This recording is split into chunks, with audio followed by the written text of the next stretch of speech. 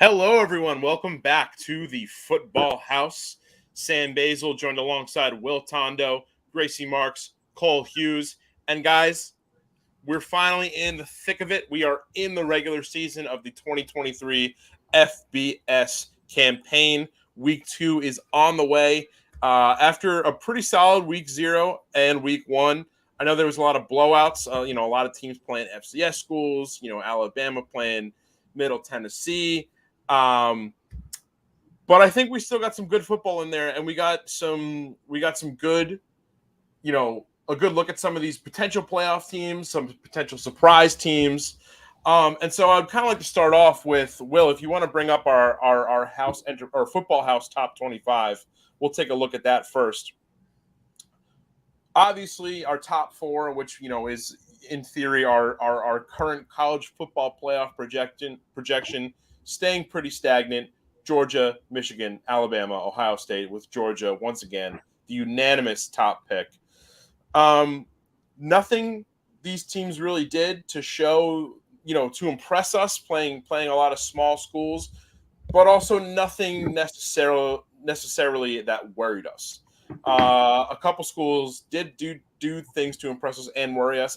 Some big risers: Florida State, Colorado, making their way onto the top 25 after getting some votes in the preseason, and then obviously LSU, Clemson taking some big dips, both in our poll and in the AP and coaches polls. So, guys, looking at this top 25 right now, anybody that you think has a little bit more to show us, a little bit more to rise, and anybody else you think that might take a little bit of a skid?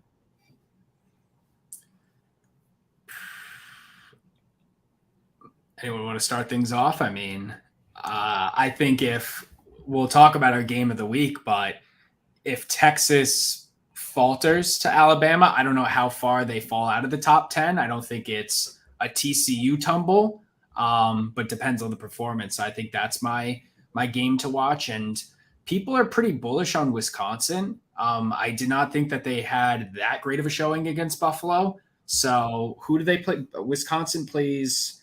Who are they against? Washington State this week. Washington State. So, I mean, if it's another showing where they only win by, a score or two, I can't see them continue to rise any further. I think they stay stagnant, or if another surprise team comes like an Iowa or a Duke and makes some noise, they might find their way out. Yeah, Washington State, another team that got some votes in our preseason top 25, but obviously did not do much to impress after week 1. And so moving through this, I think there was a lot of really fun moments throughout week 1 as we welcome Gilly to the stage. There were a lot of great moments throughout week 1. Obviously the Florida State LSU game was a highlight, and then Coach Prime's Colorado Buffaloes beating TCU. And I feel like this is the point in the season where people love to just overreact, get really hyped about their team if they got a good win, and then be ready to throw in the towel if their team got a bad loss. So let's go around, starting off with, I guess I'll start with myself, and let's give our number 1 overreactive take following week 0 and week 1 of the 2023 season. My overreactive take is, after watching Colorado against TCU on Saturday, I was incredibly impressed. I thought that they could come out and get the win, but the way in which they got the win, the way that they stuck around with TCU, the way that they moved the ball up the field, I mean, they just looked. It wasn't really a question of talent for me with Colorado. It was more of a question of cohesion. How is this team full of brand new faces, a brand new coach, all these incoming transfers going to gel in week 1? And I mean, they looked like they had been playing together for 4 years, maybe even longer. They looked like they had so much chemistry with each other. And so I think if they can get a good stretch here and really contend, if they can go 3-0, maybe 4-0, I would not be surprised if they shift their focus to try and go for a New Year's Six bowl. Like, that's what they should shoot for. And if they fall somewhere in between and stay within the top 25, that will be an incredibly successful season for Colorado. I think that's a good take. I think what is this overreaction you said? Yeah, an overreactive take. If you just using the evidence of week one results, what's your take for the season? Well, I like the Buckeyes. I think the Buckeyes are a talented team. However, if there's a team that can make some noise and probably jump them in the Big Ten, I like my odds with Penn State. I think Penn State in the Drew Aller era could potentially cause some, commotion in the Big Ten. I don't know when they exactly play, but he looked great against West Virginia. I believe he had 3 touchdowns, over 300 yards. Thought that game was a little suspect with the spread at the end. We do have some picks coming up. I don't know if I can ever bet Penn State again if they know they're going to be running the lines, but who knows? I might have to. Neither here nor there. I do think if Ohio State wasn't, they won the game last week, but it was not a commanding win. They did not cover the spread in their aspect. I think Penn State could jump them in potential rankings come later this fall. I like that. Yeah, it'll be very interesting to see, some sneaky contenders in the Big Ten taking down obviously the Big Two. Cole, what do you got for us? All right, so mine's a little out there, especially just because of their week one matchup. I have Kansas State, the team I'm looking at. So Kansas State, really interesting year last year. They ended up winning the Big 12 championship in that crazy game against TCU, although TCU ended up going to the national championship. That Big 12 championship game was awesome. They ended up getting that victory. I like them a lot this year. I think they're going to go under the radar for the majority of the year. But my hot take after week one is that Kansas State will repeat as Big 12 champs this year for the second year in a row. And I know it's a hot take. There's a lot of good Big 12 teams. We have Texas, Oklahoma showed out last week. There's a couple teams in the mix, but I don't know. Just from what I saw from Will Howard, their quarterback, I really like them.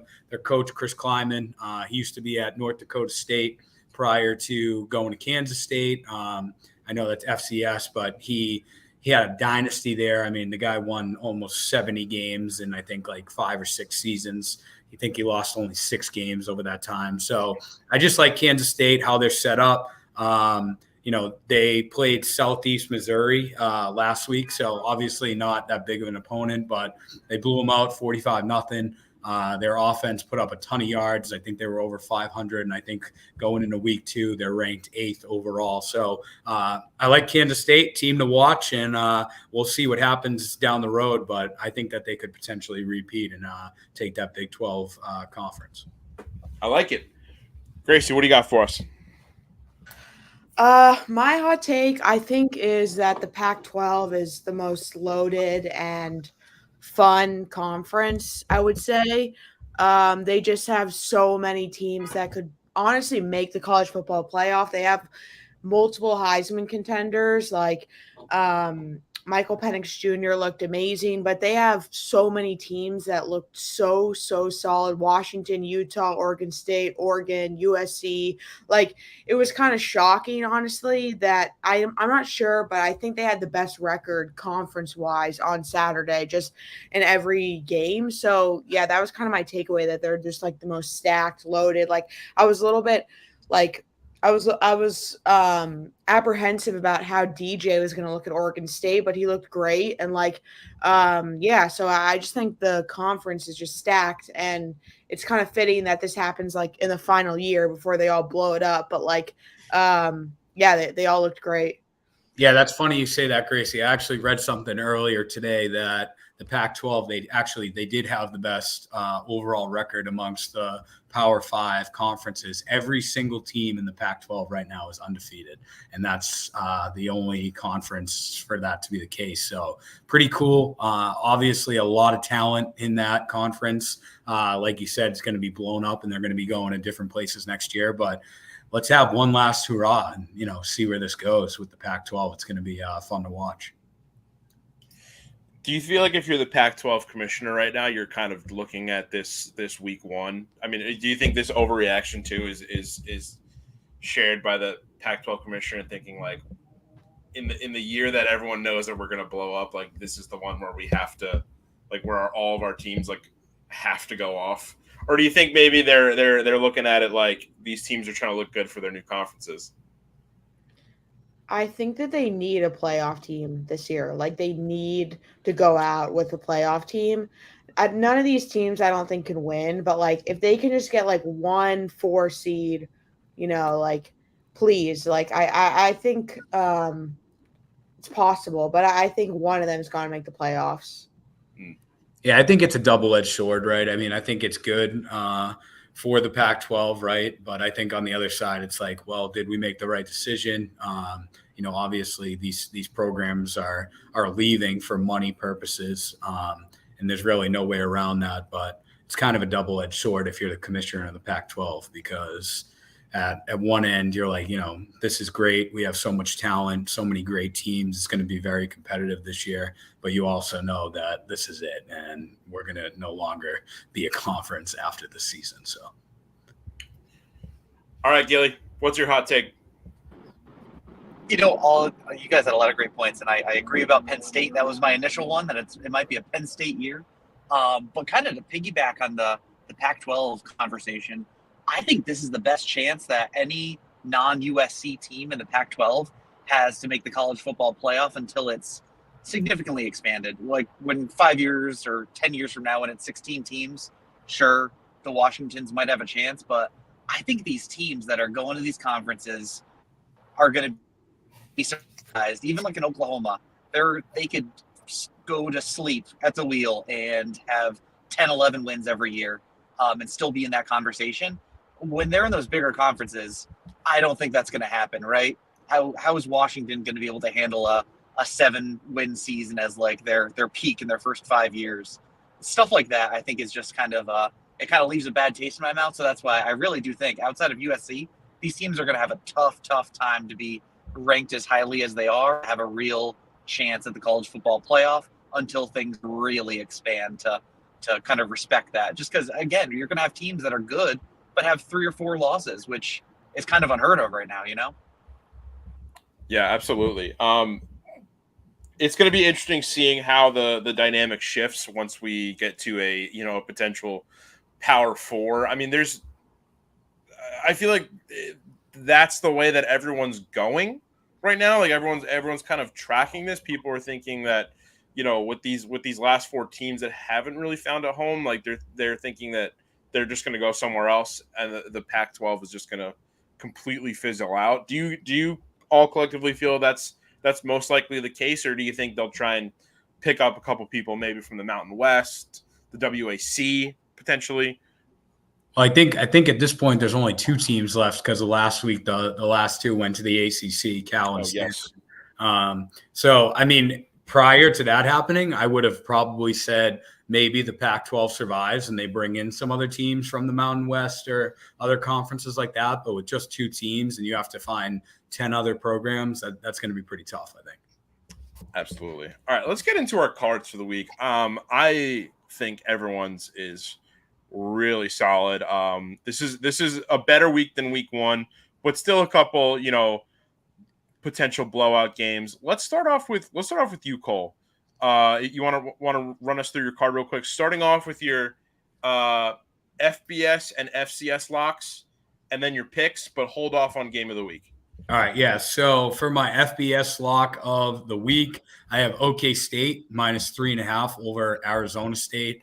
I'm always been a big fan of OK State. Love Mike Gundy. They put up points consistently every year. So I just don't think that Arizona State's on the same level as them. So I'm going to take them for the lock in FBS. For FCS, I have Montana money line over Utah Tech. Montana's kind of been a sneaky program in the FCS last couple of years. They had a really good year last year. So I like them to take that game as my lock in the FCS. Some of my other picks, I have Notre Dame -7.5 over NC State. Sam Hartman, I love the guy. He's been tearing it up so far, having a great year. Notre Dame's offense looks great. The defense hasn't let up a touchdown in their first 2 games. They've only let up 3 points in each game. So I look for that to continue. NC State beat UConn by 10 last week, but I think, Notre Dame's at a whole different level. So I'll take Notre Dame -7.5 there. I have Utah also -7.5 over Baylor. I like what Bryson Barnes, their quarterback, did last week against Florida. He brings a lot to the table. He had a passing touchdown, rushing touchdown. So he's kind of a dual threat. Baylor, they can move the ball.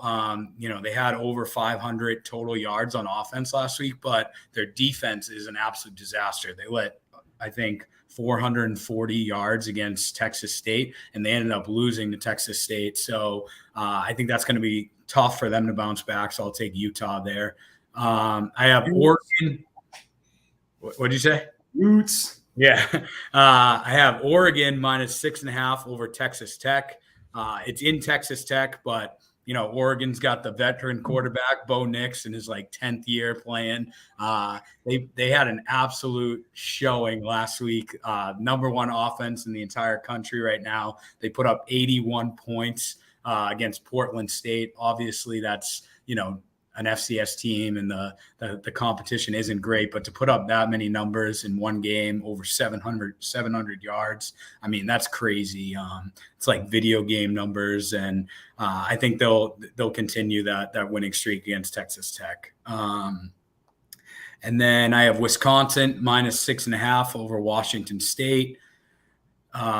Wisconsin, they played who did they play last week? They had Buffalo, I believe. It was kind of a tight game. I mean, I think they won by 17 points or so, but I think the big thing there, their running back, he really had a great game. He rushed over 150 yards, had 2 touchdowns. So if they can keep it on the ground, control time of possession against Washington State, I think they'll be fine there. So I'll take them. I have UNC and App State over, 2 teams that can score a lot of points. I like Drake May. Mac Brown just got his 100th win at UNC, the only coach, I believe, in history to have more than 100 wins at 2 different programs.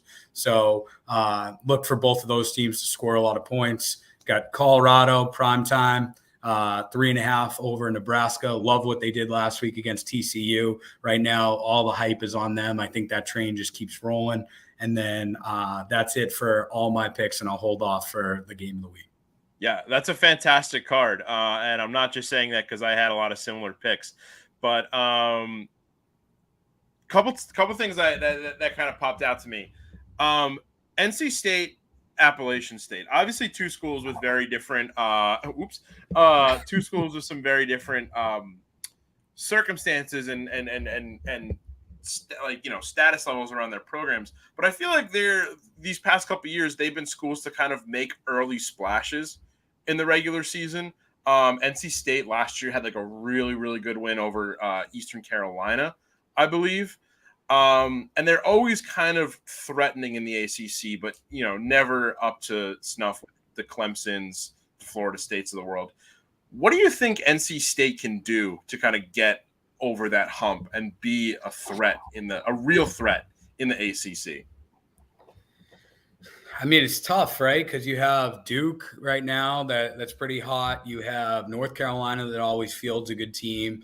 And then at the top of the ACC, you have Clemson. Well, what used to be Clemson. I don't think they're necessarily at the top anymore from what we've seen. But Florida State's kind of taken that spot. So, I mean, you have multiple teams above them that, every year in, year out, field good teams. You never know what Miami's going to do, whether they're going to field, an unbelievable team or they're going to be less than mediocre. So, I mean, it feels like NC State, you're right. They start off hot. They win a couple surprising games each year, but by the end of the season, they're always kind of middle of the pack. And I think it's tough recruiting wise, right? Because you have those other schools in that area, like Duke and like North Carolina that, they're trying to get recruits from, but those other schools have had more success and are getting those higher recruits. So I don't know. It's tough. I think it's going to be a long road for them to, go to the top of the Atlantic Coastal Conference. Yeah, absolutely. And the one last thing that your card kind of sparked in my brain is, I don't know if you guys have been getting this as well, but every time I am on a college football related webpage that has banner ads, I have been getting this ad nonstop for Oregon football. I just think it's so funny, this bodacious ad. It happened to me just now while I was prepping my notes, and you link to it, and it just goes to like a ticket link for, buying tickets for Oregon football. And as a guy who lives in Queens, I feel like this ad isn't really serving me well, but I just enjoy it. I don't know if you guys have seen this at all. I was gonna say he looks great in the green and yellow now. Cole, he's gonna look fantastic in a Patriots uniform next season. Oh, I hope not. I hope not. That's the last thing we need, a 30-year-old rookie. The next Brandon Weeden. Bo Nix had a massive billboard too in New York City. I saw it. I think it's for his Heisman campaign. They're like really trying to push his Heisman campaign, which is really interesting. I saw it on Twitter in Dallas too. So like kind of really interesting marketing technique for a Heisman campaign. I'll tell you what, though, if he keeps it up like what they did last week, he could be the Heisman. I mean, that was unbelievable, the amount of points they put up. They scored 11 total touchdowns on offense. That is like, it doesn't even seem real. It's wild. Well, they're catching eyes, and they're catching eyes on the East Coast. So, good job to the Oregon marketing department, because I mean, it feels like one of those ads where it's like, it's almost like the low hanging fruit, like bodacious, but it's like too good not to use. So I just wanted to show that. But let's keep going with our cards. And Jake Zimmer has joined the show. Jake, how you doing? Hello, everyone. It's some subway delays getting back home. It's nice to see everybody. I'm, as someone that this is my first show this year, I'm very happy to be here. Great to see everybody's smiling faces. And let it be known, I am very close to 500 again. After my dismal week, that should be heralded. I should win some sort of prize for that shitty week that I had. I came in 1-5. Now I'm 6-7. I'm above Basil. I didn't know that. I'm sorry, Basil, but Okay. We had a good week last week. We're back on track, so excited to be here. Happy to have you with us. You wanna express your happiness with your card? You want to go next for us? I can. So I will say, give us your locks and everything but game of the week. Got it. So, all right, let me pull up my card here. I will say I'm a lot less confident this week than I was last week. I just felt it. Like I felt that tingle that I was going to have a good week last week. I don't feel it this week. But that being said, I went through the landscape and picked the games that I did feel most confident in anyway. Am I just going through the card and leaving the game of the week, right? Yes. Start with your locks and then go through your regular picks. All right. Lock. Listen, I love Washington right now. They had a couple actually just one really good game. And they're playing a crappy team in Tulsa. So I don't know where this group feels on the big spreads this year. I'm in on this -34 over Tulsa, and that is going to be my lock of the week. Washington. Put Washington on notice, man. They're what conference are they going to after this Pac-12 breakup? Do we know where they're heading yet? Big 12? I think it's the Big 12, right? I think so, yeah. So they've got a little bit to prove. They got to prove they can hang with the big boys, and right now they're proving it. I mean, they're going to have a good team this year. So I'm really on the Washington hype. That's my lock. I don't know. Did anyone in the FCS land take Villanova over Colgate yet? I know that's on another card, but we haven't mentioned it yet. Yep. Gracie's card. All right.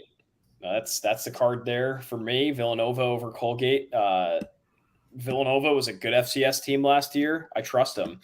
The rest of it, I'm on the Tulane train this week. I'm going to take them to cover. I'm not going to take them to win necessarily because I do think Ole Miss has enough in the tank to beat them. I'm definitely taking the over. It's a big over. It's 65.5, but I'm taking it. So those are the picks I'll make there. I got K-State -16 over Troy. I've got Marshall to win over East Carolina. Utah -7.5 over Baylor. And in an interesting one, with this Kansas hype last year, I'm still going to ride it out a little bit. I think -3 is a bit too low against Illinois. I'm going to take that.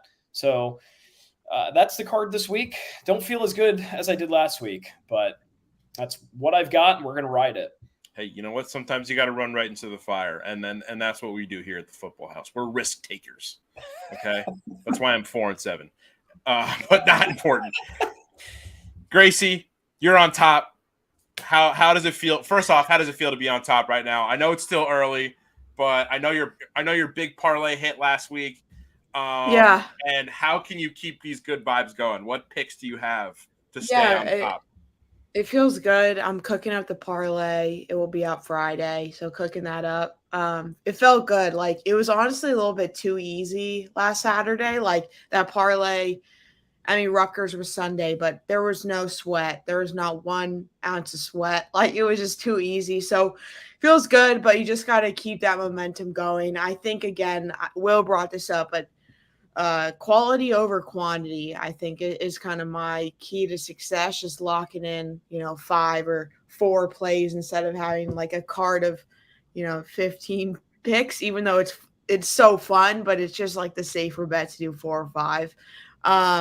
So yeah, I actually have a lot of similar plays to Zimmer, so I won't talk too much, but taking Boulder money line, gonna ride the hype too. I mean, it's just impossible not to ride the hype. I feel like they're in a big letdown spot, but it's just too fun not to ride the hype, and they're gonna be at home, so I think it's just gonna be a really exciting atmosphere at Boulder. And and then I'm taking Tulane +7.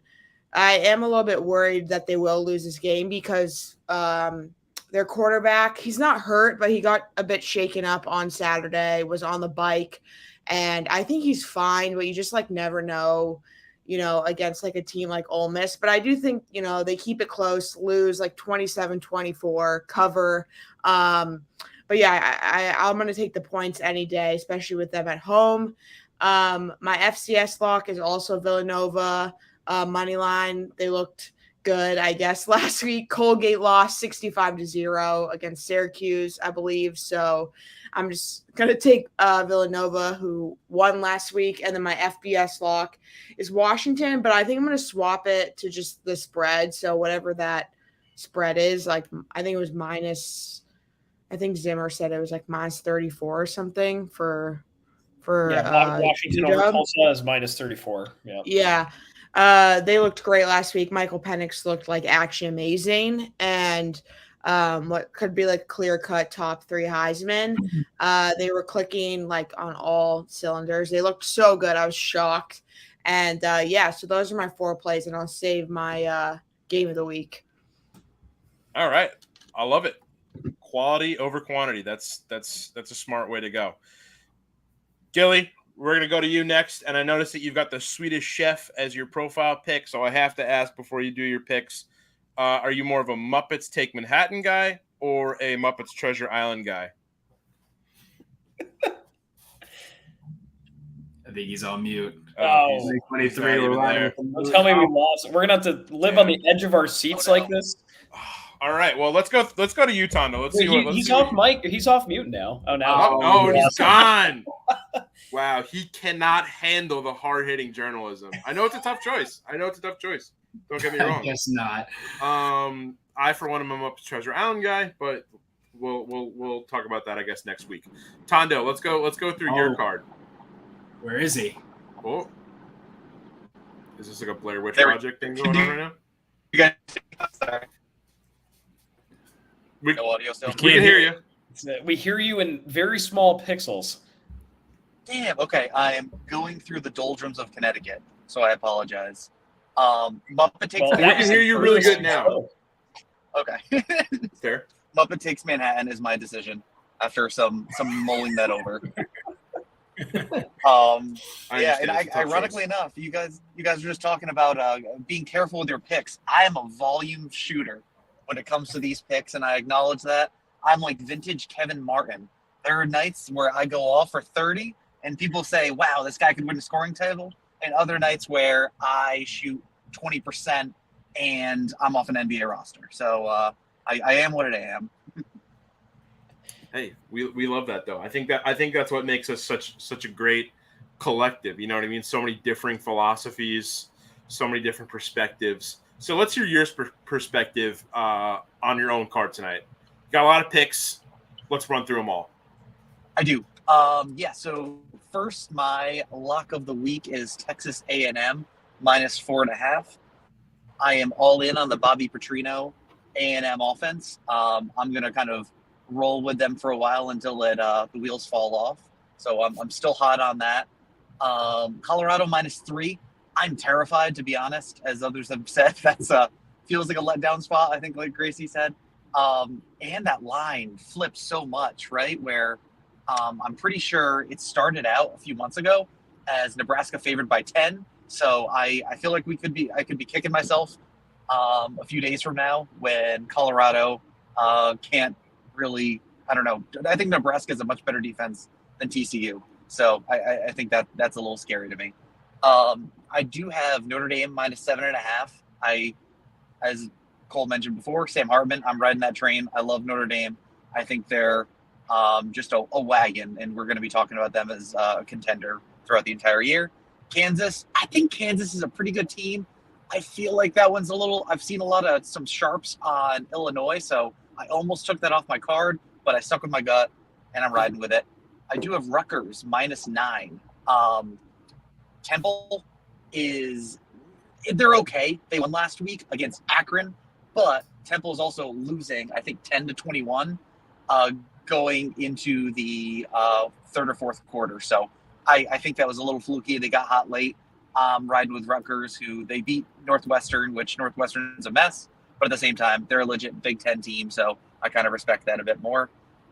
As I've mentioned before, USC, I'm riding their overs until the wheels fall off with that. USC Stanford over 70, so I like that.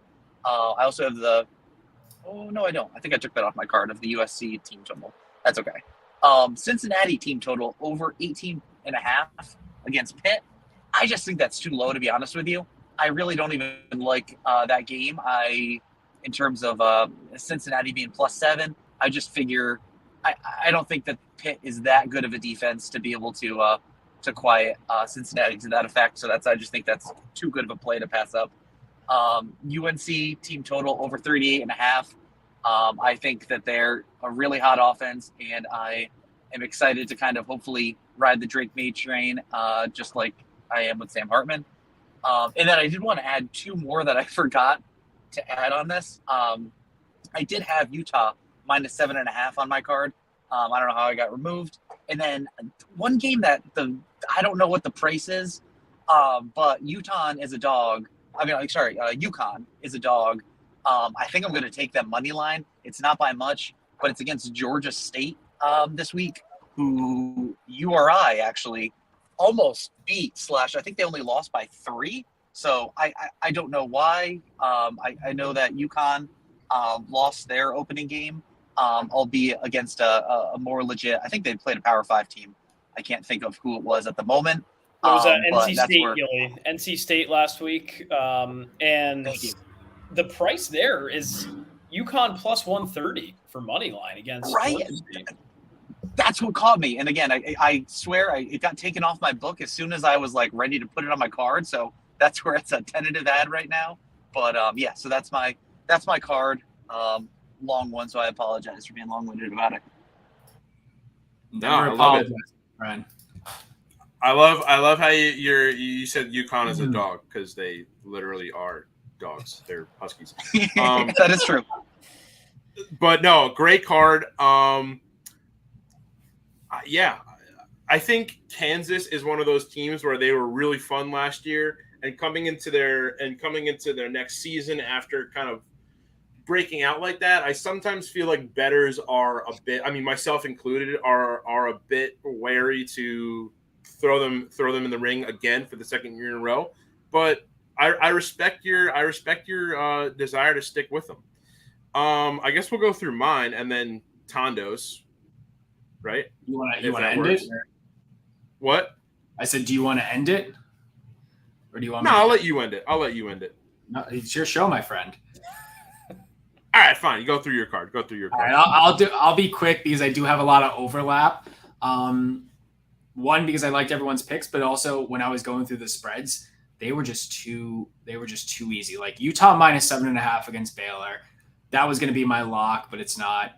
Kansas State minus 16.5 versus Troy. Love that pick to death. I think they smoke them by, I wish triple digits. Like that should not be just over a two touchdown game.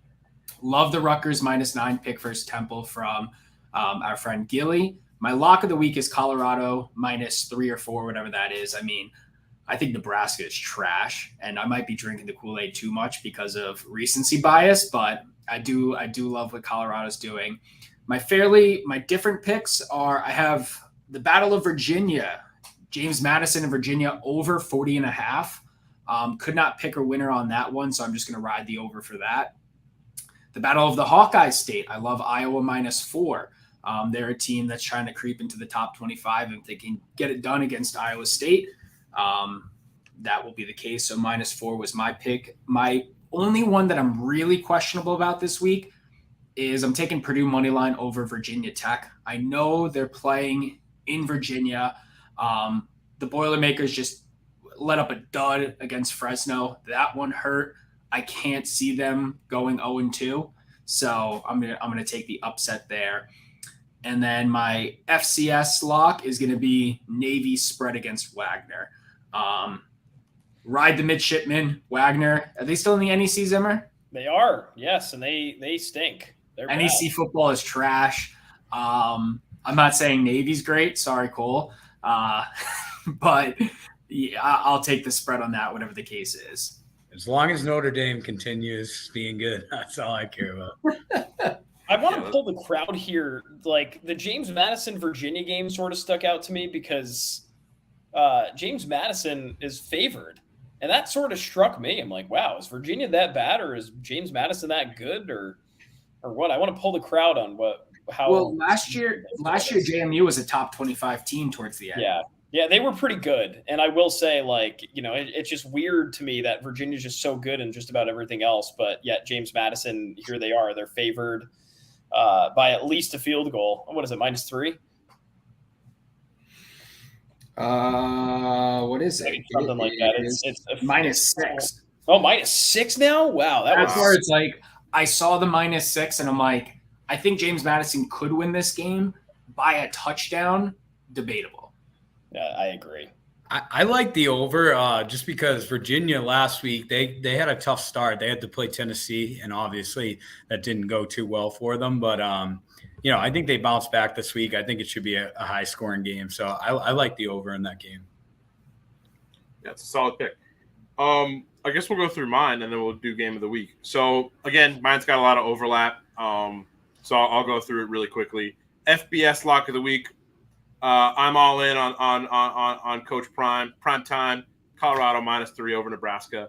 I don't think Nebraska is necessarily trash. I don't think I don't think they were grossly overhyped heading into the season. I think they got a bad break against Minnesota, and I think they're following it up with like a team that's riding a huge wave right now. So they could be 0-2, but I don't think it's the worst 0-2 that you could be in a college football season. So, but I'm still going with the Buffs -3. FCS lock, Sacramento State money line. It's a fun program. I think a program that should always get more attention for how consistently good they are in the FCS. So yeah, I'm gonna go with them. For my picks, pretty much what everyone else is talking about. Go with the Utes straight up money line. Tulane riding that other wave +7.5. Miami +4.5, and OK State -3. Miami, I'm going +4.5 just because that's just like an upset alert game in my opinion. And I say this with love, but Texas A&M is a team, or is like kind of a fan base it's kind of funny when they get upset really bad. I don't know why. I don't really actually dislike A&M, but I just feel like they are on the wrong end of comedic upsets very frequently, and I feel like this is another situation where that's going to happen. Let's shift our attention to the game of the week, which I think is very exciting. These first couple weeks have been kind of boring with a lot of high spreads, FBS versus FCS matchups. But for the first 2 weeks in a row, there's been at least one marquee, high-profile game. Last week it was obviously FSU, LSU, and this week it is the rematch between Texas and Alabama. Two college football. If Mount Rushmore had a lot of faces on it, these two would definitely be on it. Future SEC rivals, and just two massive fan bases and strong football cultures going at it in Tuscaloosa. Spread is Alabama. They're favored by 7 points. Let's hear what everyone's thoughts are. How is this going to go down? Starting with Gracie. Yeah, my pick is Bama to cover -7. They're just too good at home. I think their quarterback, they don't have any absence at quarterback with Bryce Young gone. They looked basically the same machine. And Texas is always put into the same spot where they're like, oh, Texas back, and then they get embarrassed on national television, and then it's like this whole meme, and it's been going on for years now. So I think Alabama's going to steamroll them, and I don't think it's going to be even relatively close. But yeah, I think it's just a cycle of people think Texas is back, and then they just get embarrassed on national TV. Hammer on the nail. Same. That's my same exact take. I was leaning towards the spread of the money line, but I'm like, Texas had a hard time getting it going against Rice. Obviously, they got the job done plentiful, but it wasn't this, oh, Texas is back mantra that they should have been. Alabama at home, fucking college game day there as well. That is going to be an atmosphere that I wish we could all attend. I agree with Gracie, a complete steamrolling. I'm surprised 7 is the spread. I thought it would be higher. I agree, and I'm right on board. I just want to call – now, listen, I'm not a Texas hater. I actually like Texas. You want to talk about Steve Sarkisian's record there? They won last week, but coming into this year is 13-12. I'm not too impressed. I like Steve Sarkisian. I think he's a great coach. The numbers speak loud and clear to me. I think Alabama's steamrolling him this game, and I think Nick Saban greater than – always forever will be. I hope this isn't actually debated, and I hope that people in Austin don't actually think this. Nick Saban always greater than Steve Sarkisian. Give me Bama maybe by 14 at this rate. All right, cool. So great game. Glad we get it this early in the year. Obviously, last year we had a nail biter that came down to the wire, and Bama ended up pulling it off in Austin. One thing I want to lay out there, last week we had many upsets, right? You had Wyoming over Texas Tech, Texas State over Baylor, Duke over Clemson, Colorado over TCU. So coming into this week, do you say, does Texas pull it off against the Rolling Tide? Absolutely not at all. Not a chance. Bama is going to steamroll this Longhorn team. First game at Tuscaloosa at night, under the lights. Fire me up. We're going to be rolling. It's going to be great. Like you guys have said, Nick Saban, hell of a coach, the GOAT. Coming into this game, he's 28-2 versus his former assistants. Sark isn't going to be able to, become the third, I don't believe. And, out of the two coaches that have beat him, Jimbo Fisher, which is a fluke. Love that you're taking Miami, Basil, because screw A&M, but that's a whole nother conversation. But the other person that has beat Saban has obviously been Kirby Smart. Sark, not going to happen. I think Bama, they're pissed off last year that they almost got upset by this team. I think they're pissed off that everyone's counting them out, that they're no longer a dynasty, and no one thinks that they're going to, make it to be a contender this year. So I think they take this first home game at night, and they just roll and roll Tide, baby. Gilly, what you got for us? I am appalled and shocked by how disrespectful we are to Texas right now. Oh my! Lest we forget, they were supposed to lose by 21.5 last year. They lost by 1 against this Bama team Without Bryce Quinn Young. Ewers.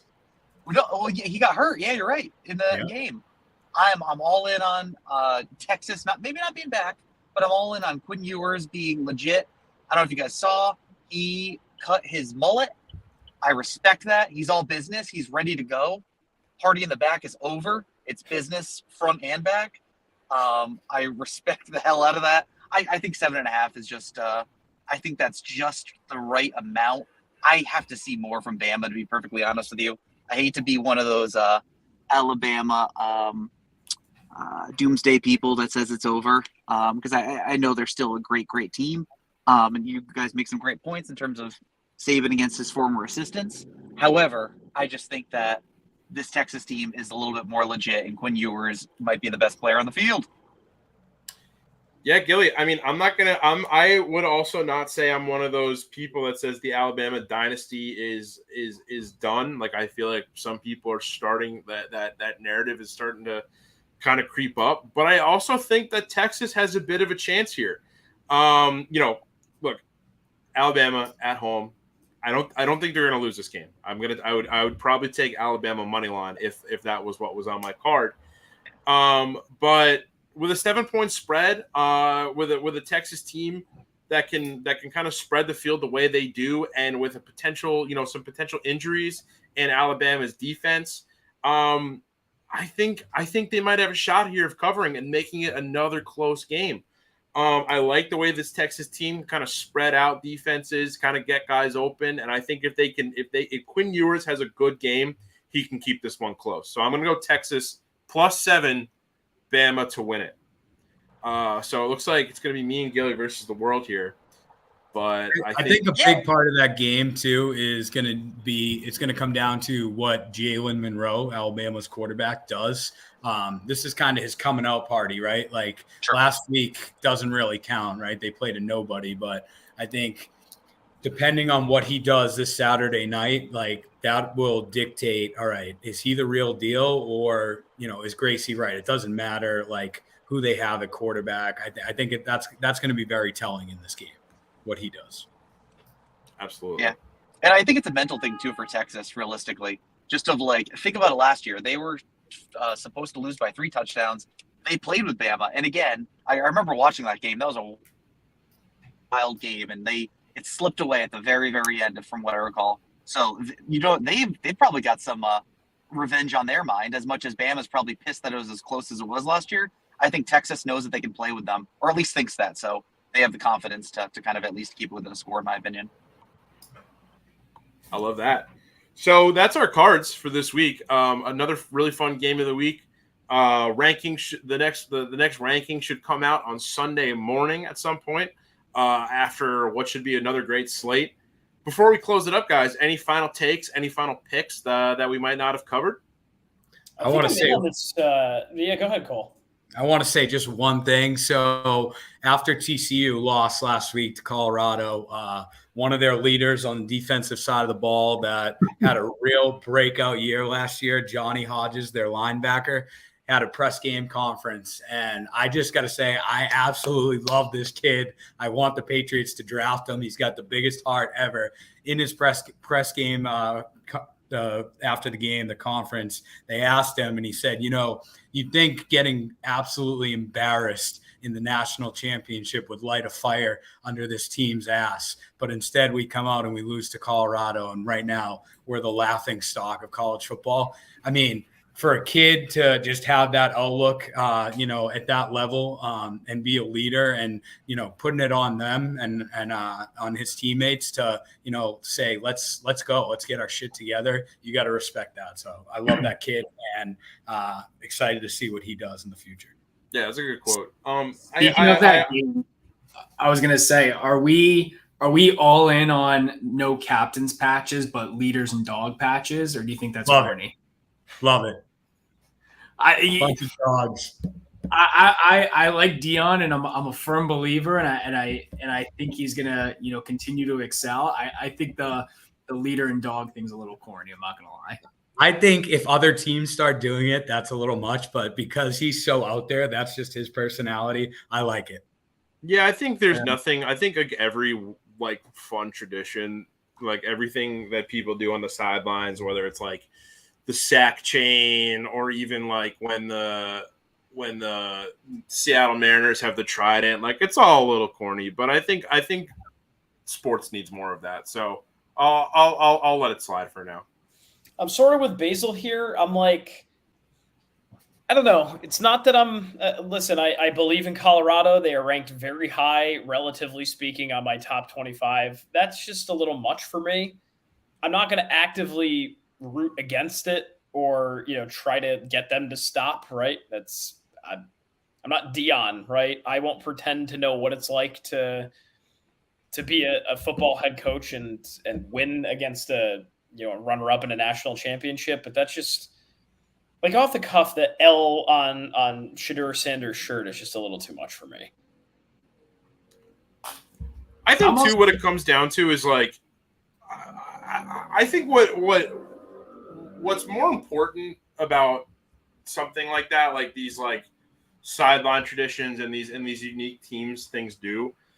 I think what you should take away from it a bit more is not necessarily like, oh, they're doing this fun thing, like they're trash talking. I think the more positive thing that comes out of it is the fact that all these players are doing this and they're agreeing to putting these labels on their uniforms and doing these things on the sideline. I think as a coach is a good sign because it's indicative that everyone is buying into this philosophy together. So whether or not you think that's corny, like whether or not you think it's like a silly thing to do, I think what it expresses most is that these guys are locked in to Deion Sanders. They're ready to execute his game plan, and they're all of like the same mindset. So I think that is the more important takeaway here. And if you want to call it corny, it's like whatever. But I that's what I kind of glean from stuff like that. Yeah, I agree with you completely, Basil. And I think, look, you have to think of it this way too. We're in a different generation now. It's not what we grew up and what we saw. I mean, we're in the TikTok generation. Like the athletes that are on these teams now. Like it's all about being on like the main stage and being flashy, and that's just part of it, I think, as well. And with football, it's so hard because I think it's not like a basketball team where there's just 12 guys and you're with each other all the time. With football, I was watching Hard Knocks earlier this week, and it's like not only are the offense and defense playing scrimmages against each other in practice, but then you go watch film and you're cordoned off in your little room.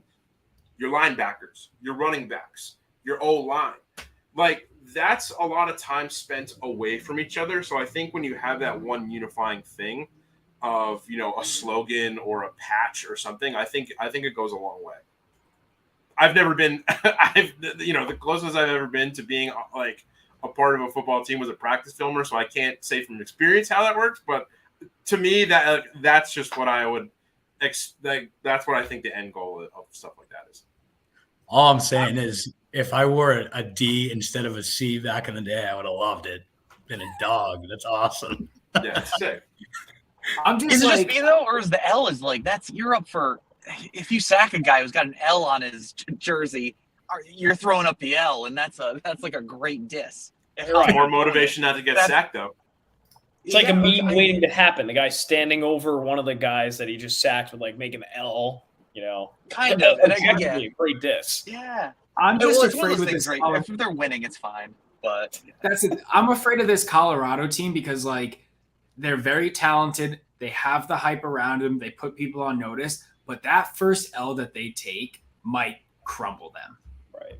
Like there is like, I feel like this is a balloon that once that needle pops it, I don't know how they're going to put the pieces together because it's like, I mean, looking at their schedule, when do they face USC? I think that's like the first. I mean, obviously the first test was TCU, but so you got Nebraska, Colorado State, Oregon, followed by USC, Arizona State, Stanford, UCLA, Oregon State. Like Utah's the last game, but those back-to-back games of Oregon and USC it could be a surprise again, but it could also be like a holy shit, they just took 2 L's in a row and people are laughing at them. How are they going to, I mean, the schedule's a little bit softer afterwards, but still. Yeah, but I feel like, with the amount of attention that they've drawn to themselves this offseason, I think that's something that they should expect. I mean, you lose like no one's I'm not expecting them to go 13-0. Like they're gonna drop a game here and there. Like, I agree. I think like if he gets them to a bowl game this year after what that program has been for the last 20 years, I think that's a win. I mean, obviously right now they have a ton of hype just being TCU, but I think if you take a step back and heading into the season of what expectations are for that program, if you have a winning record and like you lose 3 or 4 games, go to a bowl game, win the bowl game, that's a huge success for year one under him there, I think. Along those lines, I would be fascinated. I hope they make a run, even just for all the sports books to kind of go into panic mode, because I think that's the biggest liability of the college football market. All the people that took Colorado to win the Pac-12 at crazy odds. They're still at plus 2,200, but I think it was maybe plus 5,000 or 8,000, something crazy. I think it was 8. And yeah, which I imagine that if we're like in week 10 or something, and it's like, oh shit, Colorado's got a chance. That would be so like fascinating to see the books kind of try to get people into to kind of hedge or take other bets to make their money back. Yeah, that's a bit dangerous. It's a little too dangerous to me. It's a little flying a bit too close to the sun. But I think with that, I mean, any other thoughts, feelings on the college football season? All right, so I think that's going to do it for this pre-week 2 episode of the Football House. Once again, we're joined by a great big crew of Cole Hughes, Gracie Marks, Mike Gilly, Jake Zimmer, Will Tondo, and I am Sam Basil. We'll see you guys next week. We'll see you guys probably Sunday morning when our next Football House Top 25 is released. But until then, we'll see you guys next time. Roll Tide.